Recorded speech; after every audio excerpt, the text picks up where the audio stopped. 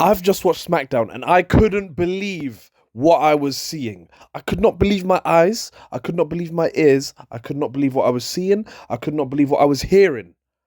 Because John Cena has turned face for no reason. This is embarrassing, man. 5 months. Let's not forget that this is his final year, the greatest of all time. This is his final year. And they turned him heel for no reason when no one wanted it. They had no reason to do it. They didn't have a storyline for it. The Rock was involved. Travis Scott was involved and they never showed up since. He's had terrible matches since. His promos have been against the audience rather than his opponent. The dream matches, he finally hit a pipe bomb. We had one good moment I can think of. And now 5 months later, he has just turned face on SmackDown. Not with a storyline. Not because the odds were against him, as we should have seen, Super Cena coming back fighting against the odds, or not because the fans made him turn, not because he was given a dilemma during a wrestling match, not because he was given a dilemma during fans, or like he saw fans that, were supporting him even though he was down and being horrible, not because he had the title on the line and someone turned heel, they could have done a double turn. No! He just cut a promo on Cody Rhodes and he turned face on SmackDown. What an absolute waste of time. What an absolute waste of time. It's done now. This is his last year. It's done. We're not going to get another 25-year vet, 17-time world champion breaks the record. No one's going to, be a babyface for 20 years, 20 plus years, break Cena's record in the future. And then in his final year, it's not going to happen again. This could have been greatness. We could have got some legendary moments. We could have got a double turn. We could have got, a babyface WrestleMania entrance, a babyface, he won 17 in his last year, he won the Rumble in his last... We could have had all this stuff. This could have been legendary. And also, by the way, this SmackDown was garbage, so most of this video is probably going to be me talking about the Cena face turn, because let me tell you the problem with this as well. If it's a ruse, it just makes the storyline more messy, because what's the ruse going to be? He's going to turn face on SmackDown, he's going to turn heel at SummerSlam again, and then he's got 4 months left, so he has to turn face again. He can't retire as a heel, he can't. So it's either going to be messy, if it's a ruse, or they've just wasted it. They wasted the heel turn, and now they wasted a face turn, which actually could have been good as well. I was hoping to see, a face turn in the middle of the match, in the middle of a stadium of 80,000 people, and then he starts hitting the 5 moves of doom at normal speed. The crowd would go insane for that. The You Can't See Me before the 5 knuckle shuffle, it would have been insane. But it's Triple H. It's 2025 WWE. What did I expect, man? You got to expect the bare minimum, man. Well, the one silver lining in this is that at least we'll get a face feet. Well, if it's not a ruse, we'll get a face-v-face match, and hopefully Cena can not be experimental with his style of wrestling, and they can actually have a good match this time. So hopefully that's a positive that could come out of this. But let's get into what actually happened. Unfortunately, Cena comes out. Cody comes out to open SmackDown. And Cena basically says that Cody didn't listen to him. He said he was exhausted. He said he didn't want to wrestle at SummerSlam, which, you're the WWE champion. I don't know what... Since when can people not wrestle because they're exhausted? Shut up, man. But that's, I guess, the heel in him talking, so that also didn't make sense, which is why I think it might be a ruse, but that's not a good thing either. He said Cody assaulted him and he forged his signature. Also, this whole thing doesn't make sense because on live TV, on cameras, even within kayfabe, Cena didn't sign that contract consciously, willingly. Cody did it while he was passed out. The signature's probably not even Cena's signature. So how can this, even within the world of kayfabe, still be a match that has any form of, legal allowability? You know what I mean? It just don't make sense, bruv. So even if Cena loses, he should have an argument to say, look, I was unconscious when I signed I didn't sign the contract. But yeah, one thing you got to accept in wrestling is sometimes matches require contracts and sometimes they don't. But in this case, it did require one. So, and then he said, thank you, Cody, because you did what all good friends do. So they're friends now, apparently. They're friends. Okay. After what happened last week and Cody, beat him up while, put him through a table, forged his signature. After all the times Cody's been hit in the face with a title belt, got bloodied up. Like, apparently they're friends now. He said, you did a good thing. You did something good friends do. He needed to boot up his ass, and he's made a career for 25 years out of respect and hard work and honesty, and that's been his reputation, and he flushed it down the toilet 5 months ago. I mean, sure, but that's your explanation? You just, 5 months that you just woke up and you had a moment of enlightenment. You got beaten up and you had a moment of enlightenment. You've been laid out before a pay-per-view, every pay-per-view you've been on this year. Why was it this time that made you change your mind? Cody crossroads him, like, you know, and ended the show that way like 3 times before SummerSlam. Randy did it 2 or 3 times before Backlash. I'm sure Punk did it to him too. Come on, man. R-Truth has been putting this guy in STFs, and now you have your moment of enlightenment? Come on, man. Then he said he's been pretending to be something he's not. Oh, John, we've noticed. And he wants to take the title, not because he wants to ruin wrestling, but he doesn't want people to forget him. So now it's about the people who he's hated, the people whose child he's been raising, the people who's, you know, easy to manipulate and fickle, and people he doesn't like. So the story doesn't make sense, because what would drive you to change your tune that quickly? Like, surely he should have got, like, beaten the hell out of him by Cody in a street fight, and then, you know, fans are cheering him, fans are giving him that support, fans are, you know, something should have turned him to do that. But no, he just woke up one day and everything was okay. Super Cena's back, babyface Cena's back. He said he was acting stupid when people told him he was acting stupid, and he didn't listen. And he basically ended it and said, if you want some, come get some. And the only platinum rapper who's going to whoop your ass this time is me, taking a shot at Travis Scott. And then Cody Rhodes basically said, welcome back, John Cena. And you know what he did next?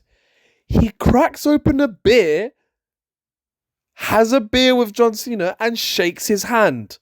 What? The one thing, you know, the only thing that... No, it doesn't make sense. Nothing makes this make sense. Yeah? Nothing makes this make sense. Yeah, sure, Cody turning heel would be cool, but realistically, I feel like they're never going to pull the trigger on it, especially if Cena's gone after 4 months. Cena... I don't know. Cody should. I hope Cody turns heel. I hope he does. I hope so. You know, people booed him against John Cena. Cody has a reason. You know, he had title for a year, and everyone booed him the second Cena showed up. People have been booing him. We might get even worse now that Cena's actually a face. So maybe that's why they're doing it. If Cena goes into SummerSlam as a face, they're gonna cheer Cena anyway now, even harder than Mania. Now Cody's got even more reason to turn, and it's a street fight, and he's been being a bit, you know, heelish at the moment anyway. He seems very frustrated. He seems very stressed. So hopefully they do that. But because it's Triple H, I have no faith in this. Even if he turns heel, he's probably going to screw it up anyway. Triple H, if I'm ever looking for a job with the WWE, I'm sorry. This is just from a review perspective. Next, we have a US title match for the Women's Championship, and we have Julia versus Zelina Vega. This match, I can't say I cared about it, but they had a decent match, back and forth, a few big spots, and the crowd were really into it for some reason. But they say this is also everything these days, so it's kind of hard to measure now sometimes. Julia got the win. That's all there is to say about that. Next, we had another match. This was for the AAA tag team titles with Legado del Fantasma versus Psycho Clown and Mr. Iguana. And for some reason, these guys, weren't they wrestling for tag team titles on Raw last week? And now, like, where is... You have a lot of... There's so many wrestlers on this roster, like, so many to the point where they keep releasing people. So why does Legado del Fantasma get, you know, 2 straight tag title matches in a row? It doesn't make sense. Where's Carmelo Hayes? Where's The Miz? Where's all these guys? Where's the Smackdown tag division? They went on the show. I don't think they had a promo. This is not good enough. Like, SmackDown is not a house show. SmackDown's not a house show. SmackDown is the weekly episodic television show. It's on Netflix. You're getting paid for this. People are paying money to go to these shows. I'm sure tickets cost loads now. I don't know how much it is in America, but I'm sure it's loads.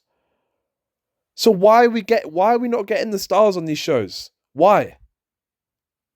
Why are we getting a promotional match on a SmackDown. This ain't no house show. This is like your bottom. This is below your SmackDown tag division. Like, these men didn't even make it into a 6-team tag team match on SummerSlam. So you're telling me you're giving us the 7th best tag team on your division on a TV show? 7th best tag team on Smack. Come on, man. Twice. No, they're on Raw as well. Twice. It's getting silly now, man. Like, well, what are you saving it up for? It's a joke. It just shows they don't care about these shows. I don't know what they care about, because the pay-per-views aren't great either.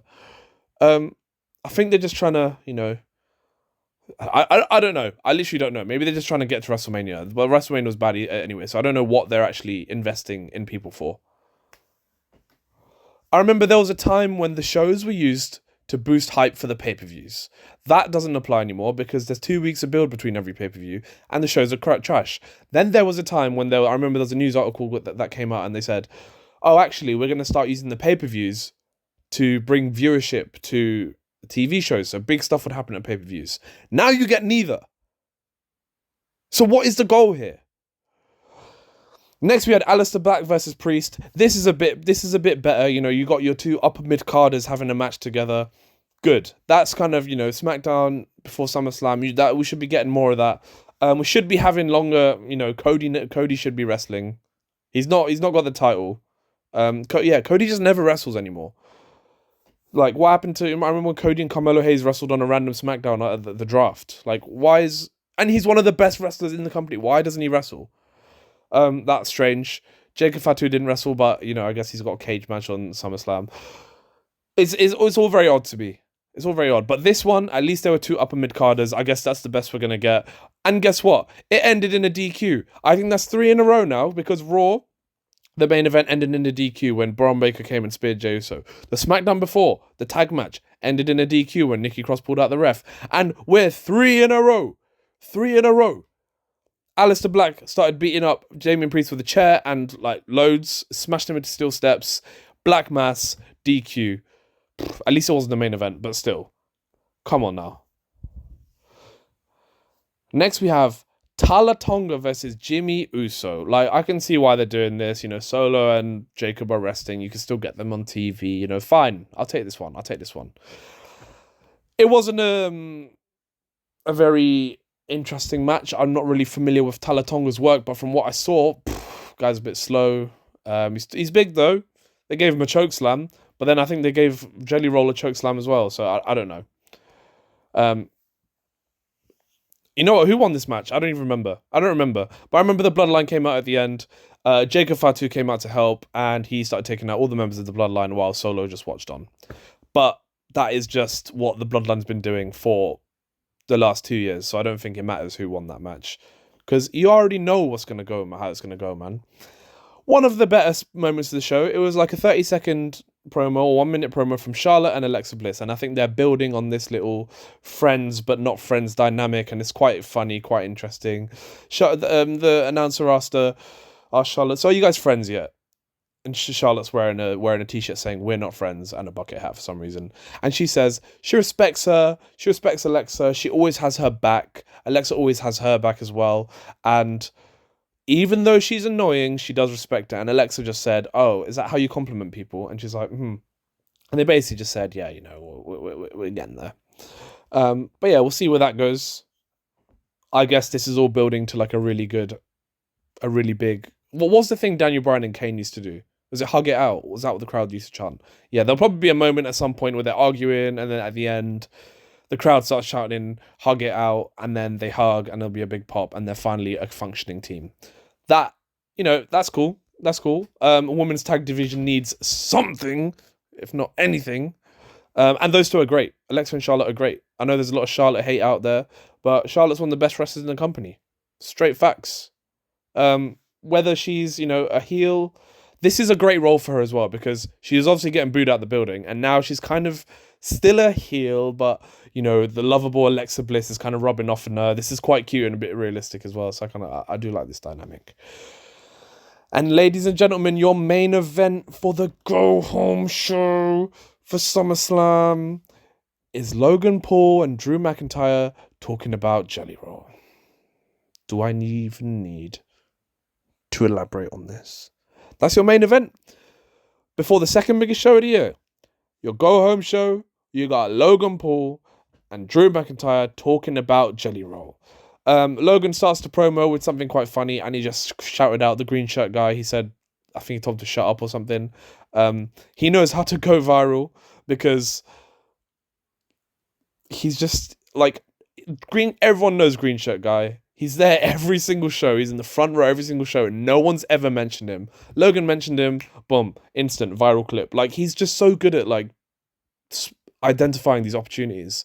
And I think wrestling is, part of that. You have to listen, you have to hear, you have to notice where these kind of opportunities are. So yeah, I think he's really good at that. And I'm surprised no one's ever done that before. So yeah, that's quite funny. And then after that, he said Jelly Roll thought SummerSlam was a hot dog eating contest. Logan started to be a hypocrite, and he said he's trying to protect this industry from outsiders who come here and think that they could do this. They can't do this. They're trying to get a leg up elsewhere, and then they build their name elsewhere, then come here to get a leg up to go somewhere else. And he said the only person that can do that is me, which is, interesting. It's a very Logan Paul thing to do. And then for some reason, Drew McIntyre called him Smelly Hole. This is what you got. A 6'7", what was he, 300 pound guy, Drew McIntyre, few of the year last year, crazy Hell in a Cell match last year, incredible arc from, January 2024 all the way to like the Hell in a Cell match, October 2024. Insane arc. And now you've got him calling a celebrity Smelly Hole? That's it. I don't want to talk about this segment anymore. What happened next? Drew said when he prays, bad things happen. And Jelly Roll came out of a car. He tapped on the car. Randy Orton came out. They both came out. And then they had a brawl. And I don't want to talk about this segment anymore. You've got Randy Orton, who is a living legend. I don't think people understand how lucky we are to have Randy Orton, because how many modern wrestlers have done this for 20 plus years full time? Okay, yeah, he's disappearing a little bit here and there, but I think that's more because they have no storylines for him, clearly. But it's not because he's going to Hollywood. It's not because he's doing out in extracurricular activities. So why? People don't understand how lucky we are to have him. How many people have been doing this for 20? I think there's a few, even like, forget modern. There's only a handful of wrestlers that's done this for this long. And I think Randy's one of them. It's like Undertaker, Kane, Cena, Triple H, Shawn, maybe. His career got cut a bit short. There's really not many. See, Randy's probably on 23 years now. He debuted in 2002. There's not many at all. And he's done it full time, the whole time. Like, come on, man. He deserves better than this. You can't be relegating like one of your biggest assets to celebrity involvement, man. This is disrespectful. And Drew is more, a more present day asset, and this is just a joke. Yeah, SummerSlam is either cooked or it's going to be great based on the booking. It's probably going to be cooked.